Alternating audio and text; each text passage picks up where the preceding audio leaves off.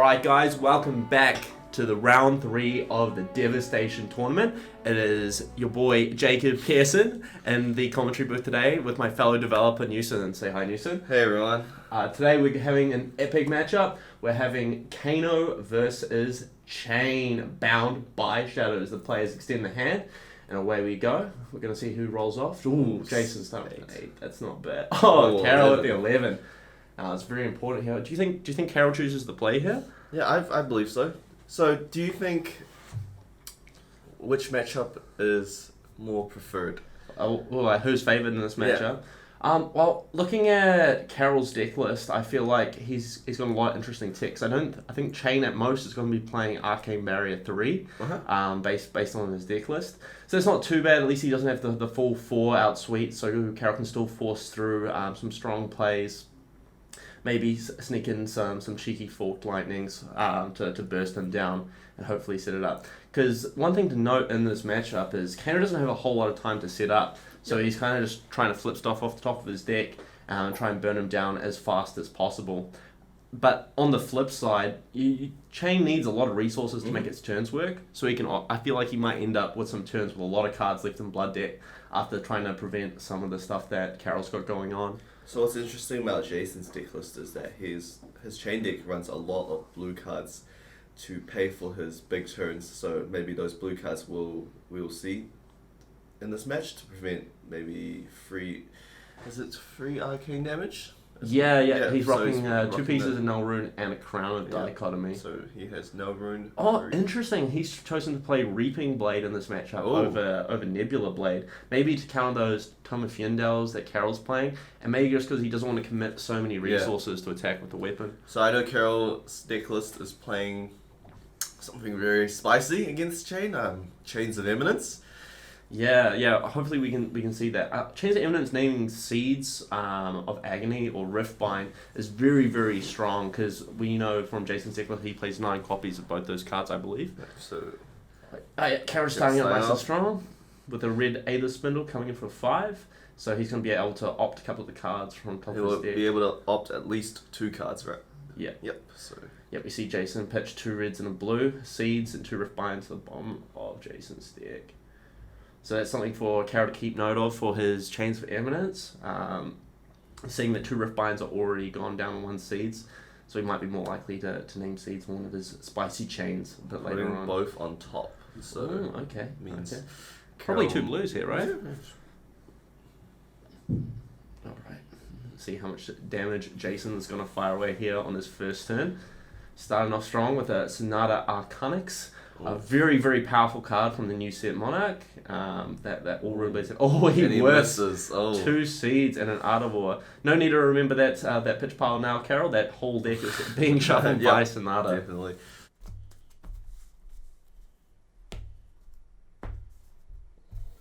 So what do you think of this matchup, Jacob?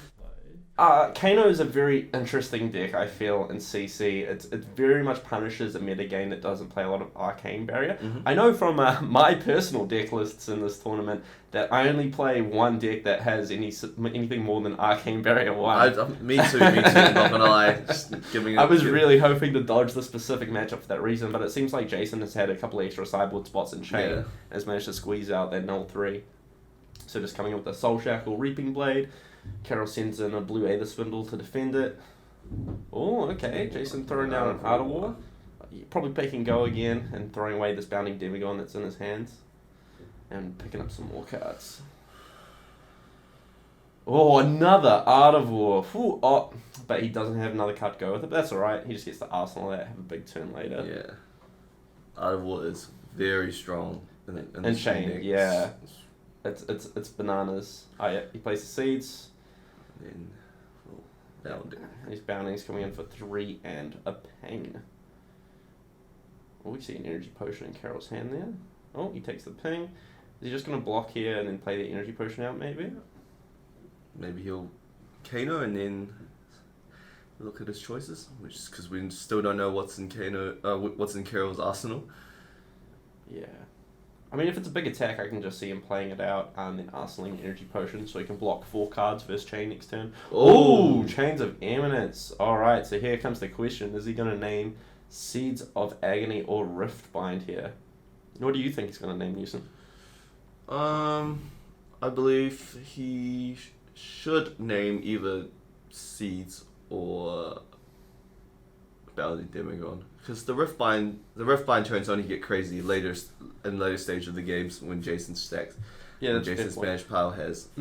Also, one thing to note though, he might be thinking about Jason's pitch, because he's already played out a Bounding Demigod and a Seeds in his yard. Mm-hmm. He's more likely to have the Riftbinds. So if he just names Riftbind hoping to limit Chane's pitch for a turn, that could definitely be a route I can see Karol taking.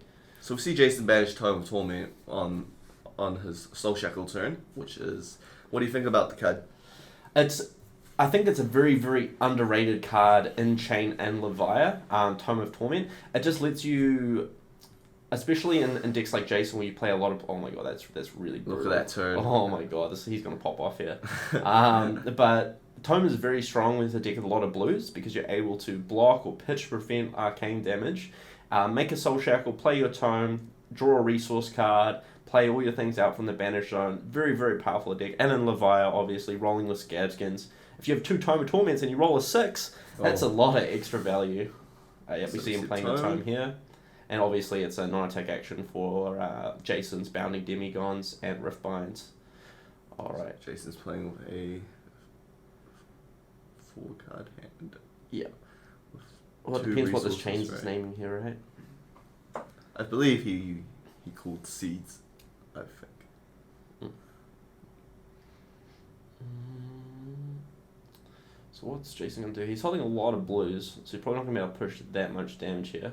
And from the looks of it, Karol's hand's pretty strong. I see a lot of blues and a Sonic Boom. So Jason actually chose +1/+1 instead of go again. Interesting. Okay, maybe just because he had so many blues in hand, he's like, I just need to make my cards actually threaten some damage. Karol snap takes the free damage. Yeah, he's definitely going to have a big swing back turn. Jason tanking on the Shadow Versa here. So he's going to pop off the Bounding. He's probably just going to run out the... I guess it depends on what he really names, because if that's just Riftbind's named, he can't make the Seeping Shadows play with the Bounding Demigod and follow it up with the Reaping Blade, which would be pretty strong. But I suppose he just arsenals either the Riftbind or the Seeds, depending on what Karol's named here. It's not too much of a back-breaking play with that Chains. Mm-hmm. I feel like an option that Karol might have had, it just depends on what his arsenal, but just waiting on that Chains a little bit longer to see what Jason sits in his banish zone. Because I feel like a really strong play with Chains of Eminence is just waiting to see what the Chain player flips off the top, and that gives you a guaranteed set of cards to name as well. Yep. And you also lock them out of playing, so they're going to take the damage from the Blood Debt as well. That card has a lot of play versus Chane and Levia, I feel. Yeah, so Chains is really easy to... pretty common to call cards that Chane plays 9 ofs, right? So yeah. Seeds, Bounding, or Riftbind. So most of the time they'll either have one or they'll banish one from their deck. Yeah. And we see Karol falling down 19 to 38. I wouldn't worry about that too much at this point in the game. Kano is known for very, very powerful burst turns, especially when you get to that kind of kill zone point of below 20 life. Karol can just kill this Chane player, Jason, over here in one turn or less. Oh, we see a second energy potion come off the top. That's not bad. Karol wants to see that. The more resources Karol can have on a turn, the exponential more damage he can deal. Oh, we see the Sonic Boom coming in for 4 here, so it's definitely going to hit. Very interesting. What do you think Karol's hoping to see off the top here with this Sonic Boom? I'd love to see him hit a Tome of Aether. You know, one of the best hits. Yeah, or maybe a Aether Spindle if Jason does not block all the damage in Aether Spindle. Well, he can still play it with Tunic, right? Because Karol's got one resource left. Yeah, Aether Spindle would definitely be very strong here. Or a Tome into some more blues to keep the Kano action going. Oh, yeah, because he takes one. What's Karol going to flip off the top here? Ooh, blue Voltic Ball. Okay, that's just some free damage, sure. Karol says, why not? I'm going to throw another 3 at your face. Yep. Not a bad turn from Karol, but I think he was definitely hoping for something a little more explosive there. And we see Chane flip over a Tome of Torment and Disguise. So that's the second tome? Yeah, I think we're going to see these tomes come in clutch here for Jason, just making sure he has all the resources to do everything he wants, while still being happy to prevent. I think we're definitely seeing the power of Tome here being shown. Yep, and so we see him make a shackle, play the Tome.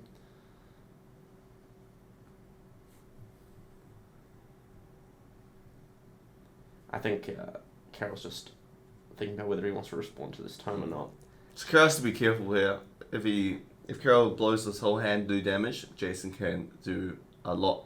Jason has free run over on his turn. Can do maybe even more damage than Karol has done to him this turn, right? Yeah, he can even possibly kill Karol if Karol throws his whole hand out here to try and hopefully hit some Kano hits off the top. But he'd probably crack Lens first. But yeah, definitely very, very dangerous for Karol here to send cards to see the top of his deck. I think Karol's just going to end up passing on this one and then waiting a little bit later on Jason's turn. Oh, we see a fourth lightning and a lot of blues on Karol's side, I believe. He's got a Centering Blue, Snapback Blue, fourth lightning. Very nice. Yeah, there's definitely some explosive potential with that. So Jason's back to 4 cards in his hand. Yep, let's the Tome resolve. Well, what are we going to see here? Seeds of Agony. Shadow Puppetry. Alright, his next attack gets Go again. That's a third non-attack action. Shadow Puppetry, such a strong card. Yeah, absolutely. Alright, here we see this Bounding Demigod coming in. So it's got Go again. It does not have the +1 from being played from Banish Zone, however. It's just pinging for 1, and then coming in for the standard amount with the +1 from Shadow Puppetry. Is that the red Bounding? Yeah, I believe that is red, so this should be coming in for 4. 4 and 1 arcane. 4 is a very annoying number to block, especially in Kano. Yeah. Because you do not want that Shadow Puppetry to hit. Yeah, you don't want any extra quote-unquote soul shackle triggers to be happening from Jason's side, especially because Riftbind is really scary here if Jason manages to hit one off the top. Yeah. He's already played 3 non-attacks, possibly a 4th from hand. That can present up to 7 damage, possibly with Go again even, and if he wants to crack his either Iron Weed, following up with Blade or another attack, there's definitely a lot of scary lines Jason can have. Especially when Karol's on 19 life. Yeah, every point of damage really matters here for Kano. That's a scary thing about playing Kano. Starting with 30 life is a very, very scary thing in Classic Constructed. And Kano obviously does have game in Classic Constructed. However, just the extra missing life total does make it so that you have to have these really massive burn turns that we've yet to see from Karol. Yeah, Karol's having a big tank on this Bounty Demigod here. He's really debating, I think, whether he wants to try and pop off here. Because he can definitely present a lot of damage. He's got a lot of extra resources with his energy potions and stuff. Karol's, he's just taking it. He really, really wants to have a big turn here. And also the 1 arcane damage there, yeah. Oh, this is very... we see it's an Eclipse. Alright, luckily that's not too scary. Jason's probably just going to banish this, yep. And then hopefully try and make an Ursa later on. I don't think he's going to be able to make the Ursa token this turn. Yeah, we see him just pack everything in. Pitch, coming for Blade. Oh, that is very lucky for Karol here. Karol should just be able to hopefully have a burn turn in the face of this Reaping Blade here. Yeah, if that Shadow Puppetry hit anything big, such as another Bounding Demigod or... another Bounding would be brutal. Another Riftbind would be brutal. Yeah. Especially just because letting Jason have the extra resources up at the end of his turn makes a huge difference. Ooh. Yep, we see Karol just take this damage. Oh, okay, yep. He's not going to try and burn him at the end of his turn. He's just going to try and have a burn turn on his turn. Try and strip some of the resource cards from Jason's hand. We see Jason gets a Soul Reaping and a Tome of Torment. Very, very strong. Yep, so we see he's just going to throw down this 4th lightning for... It's probably coming in for 6. Maybe it's a red snapback that's in Karol's hand, not a blue one. That's a pretty strong play. He gets the 4th lightning for 6, followed up with another 3 with a snapback. It's not a bad turn at all. Jason's just trying to work out how many resources he needs for his turn, I believe, on average. It's a very interesting decision tree that Chane has to choose from here, because he doesn't know what he's getting off the Soul Shackles. So he has to try and work out what the average amount of resources he needs to make his whole turn work. He decides he just wants to keep it all, try and maximize damage. Well, Jason was on 34 life, so taking that life isn't. Yeah. He's almost under that 20 life threshold. He missed. Oh, he whiffed on his shackles. That's very, very good for Karol here. Karol might be able to survive this turn without blocking. If he can survive this turn without blocking, I think he's definitely a favourite to win this game. If he can get Jason below that 20 life threshold with Storm Striders and 2 energy potions in play, that is very, very dangerous for Chane. I would not want to be Jason right now, staring down this board from Kano. Yep, we see Jason make Soul Shatter. He's probably just going to send out the Soul Reaping, banish a couple of Blood Debt cards from his hand, and hope for the best. Yep, we see the Soul Reaping come out. How many cards is he going to banish? Oh, okay, just the one card. He's not going to throw the Tome out? That's interesting. That's very interesting. I guess he just wants to try and preserve his life total. He wants to leave as few cards in his Blood Debt at the end of his turn as possible, because he knows he's getting very close to that kill range from Kano. Very, very interesting play from Jason here. So would you block this attack, Jacob? I think you just have to let this through. Honestly, I see a Lesson in Lava. Is that Sturdy Evidence? I can't quite make it out what's in Karol's hand. Oh, it's a Chains of Eminence. Okay, yeah, I think Karol's going to try block up this turn. Hope that Jason leaves a Riftbind in his banish zone, and then chains naming Riftbind and try and lock him out of his next turn. Yeah, we see him block with the Lesson in Lava. Go to 8. Yep, Seeds comes out. Oh, he's going to send in the Riftbind. Interesting. Jason possibly playing around that Chains of Eminence, not wanting to lock himself out.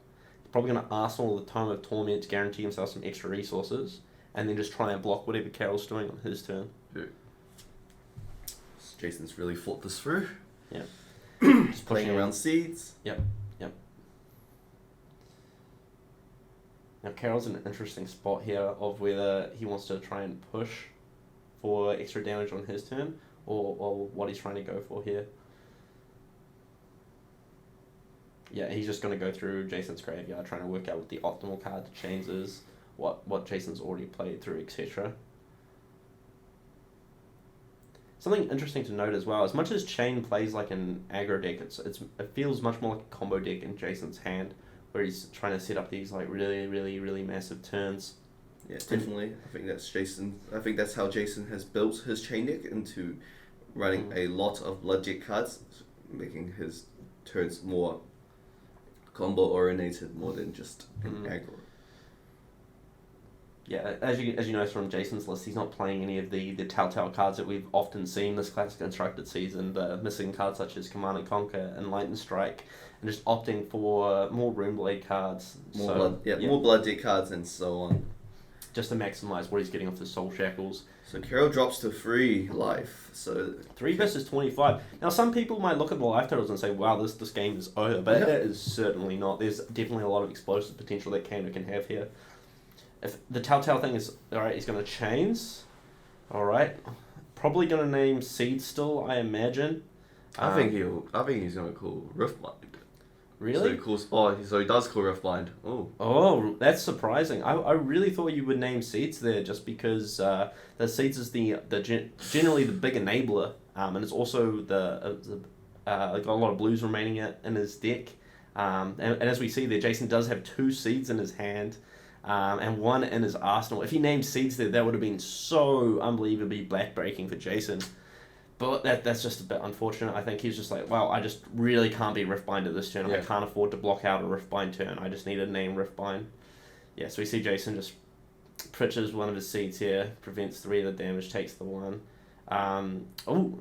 Karol putting Chains in. Oh, yeah, there we go. He catches it.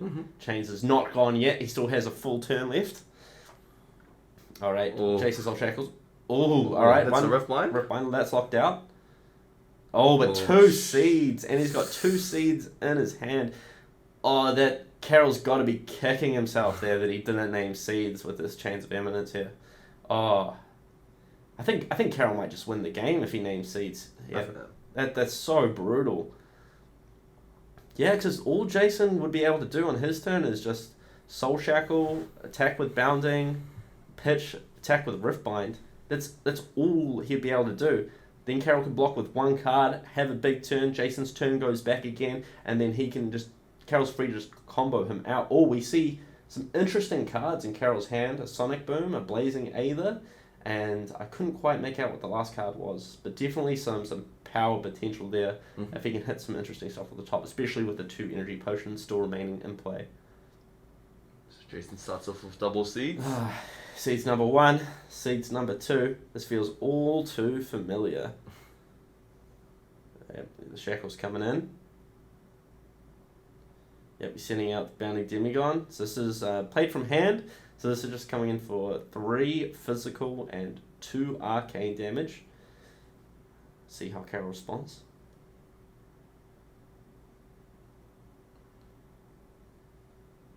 Something to note as well, energy potions can also be used defensively versus arcane damage decks, which is surprisingly relevant sometimes. Sometimes you just want to crack it, prevent some damage, keep the cards in your hand. Yeah, basically Karol has prevent 4 arcane damage on his board without using a card in his hand, so that's not too shabby at all. Especially, we know from Jason's list he's playing Rip Through Realities as well. So preventing the Seeds of Agonies is actually slightly Karol. Oh, alright, Karol's going to go for it, it looks like. Seeds trigger's still on the stack. He's popping Lens. He's looking at the cards on top. Is he liking what he's seeing? We want them to be top. Alright. I think the best thing he can hit here is probably a Tome of the Aetherwind, draw 2 blues, or a Stir the Aetherwinds for his Sonic Boom that's in his hand. Because he has Storm Strider's Blazing Aether. Oh, both on top, Jacob. Both on top. Alright, this is exciting. Alright. Oh, we're gonna see a Tome, we're gonna see a Stir off the top here. I think that's... Popping the Striders? Striders is being popped. He's got 2 resources left. Alright, he's popping off. So I'm guessing he's going to throw the Sonic Boom and then try and hit the Tome that's on top of his deck, I imagine. So that card's been in Karol's arsenal. Oh, that's true, we don't know. Since turn... Oh, it's a Stir from Arsenal. Alright. I see what Karol's putting down here. Crack the pot, throw down the Sonic Boom. Yeah, that's the one. Coming in for 6. Yep, 6 arcane damage. If Sonic Boom hits... Karol gets to look at the top card of his deck. If it's a Wizard non-attack action card, he may play it for X less, where X is the amount that Sonic Boom hits for. So if Sonic Boom hits for 3, he gets a 3 resource discount on the Wizard card, if it's a Wizard card on top of his deck, which is very, very powerful. Which it should be, right? Cause he lensed it. He knows exactly what's on top of his deck. He's hidden value here. Very, very juicy. Oh, man, this is a... What can we tell what's in his hand? He's got a Tome of Aetherwind in his hand. I feel like Jason was just going to take the 6 damage. Even if you prevent 3 damage, Sonic Boom will still hit, yeah. He's probably just going to take this here and then see what Karol flips off the top. But yeah, I can definitely see a kill coming out of this turn for Karol here, depending on what's on top of his deck. With that Blazing Aether still in his hand, if he finds some other source, possibly... If he flips another Stir off the top, how much damage is that? If he flips Stir off the top, and then Blazing Aether would be coming in for 3/6, plus 3 off the Stir, would be coming in for 9. Still. Plus nodes is 10. Still not quite there. Still a bit short. If he flips Stir, pitches a blue in his hand, hits Tome of Aetherwind, and then draws into some more resource cards, that could probably end up being a kill turn. But that's a very specific order.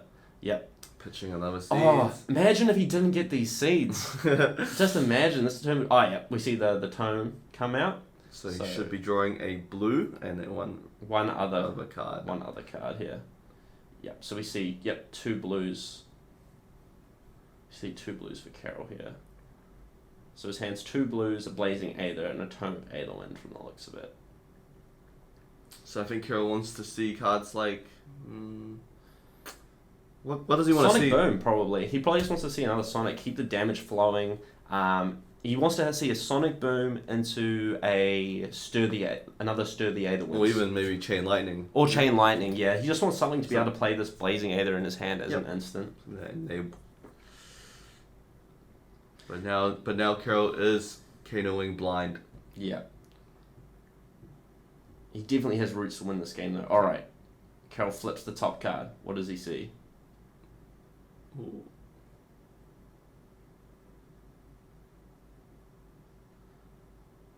What is he seeing on top? He's really tanking about this. It's not an instant flip.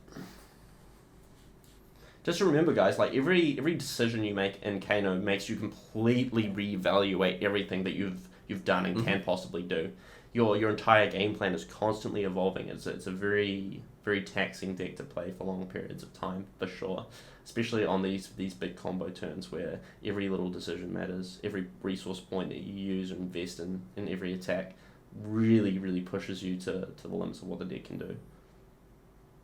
Oh, it's a red stir. Oh. That's so awkward for Karol. If he'd actually Kano'd the tone off the top of his deck and with lens and bottomed the blue with Sonic Boom, he would have hit the Stir the Aether Winds. Like if he had blind Kano'd first before Sonic Booming, with the 2 blues to the bottom, he would have Sonic Boomed into the Stir. He would have been able to play the tone to draw 2 resource cards. I think he'd actually have lethal possibly here, or at the very least draw enough cards to be able to block out Jason's turn after comboing. Definitely. But I just don't think it's enough. Yeah, that's not going to be enough damage here, and Karol only has 1 card in hand and an Energy Potion. He's going to be able to crack the Energy Potion and prevent the Seeds. He's going to be able to block 3 on the bounding with his card in his hand. That just means Reaping Blade will... Oh no, he's got Tunic. He's got Tunic, so he goes to 1. He goes to 1 and he puts Jason on 12 here. He was so close to winning the game on this turn. If he had sequenced things a little bit differently, I'm not sure if it's strictly correct there though to blind Kano before you lens there, before you dedicate to the Sonic Boom play, but it'd probably be my preference there. And if he did do that line, he would have been so far ahead. I think he would have actually managed to kill Jason here depending on what he drew off the tome. So just like you said, Karol is using his Energy Potion to prevent the 2 arcane damage from Seeds. Yep. Bounding. Oh, actually no, he's got the Riftbind here. The Riftbind's going to be lethal because he's going to block. Riftbind's actually on Chanes. Oh yeah, that's right. Yeah, it's changed out. He's not going to be able to do that. One. Cracks the Iron Weave. 2 resources. Okay, it's just Reaping Blade. All right, it's just Reaping Blade. Oh no! Oh, blocks for 2. Damn. 3. GGs. I feel like Karol would have had one more shot. Yeah, it was a blue off the top, so he probably would have drawn blues with the tome line I suggested earlier. I mean, if this card was not tome and he could defend the Reaping Blade, he would have 1 more turn, and Jason's on 12, so it could have been... Yeah, he's still got Metacarpus nodes. Yeah. There's definitely lines that Karol could have had if he lived there, or if he took the other line, Jason wouldn't be able to threaten lethal there either. Alright. Oh, so close. So after this game, we see Jason continue his undefeated streak with his 3 decks, and then we see Karol drop 1 of the leaders. It means Kano has been eliminated from the tournament. Yeah, absolutely. I'm a little bit glad, I'm not going to lie, to see Kano out of this tournament. I was secretly rooting a little bit for Jason there just for my own chances. And I believe I'm up against Jason next. So with that said, hopefully we'll catch you guys at the next one. Thank you for watching. See you guys later.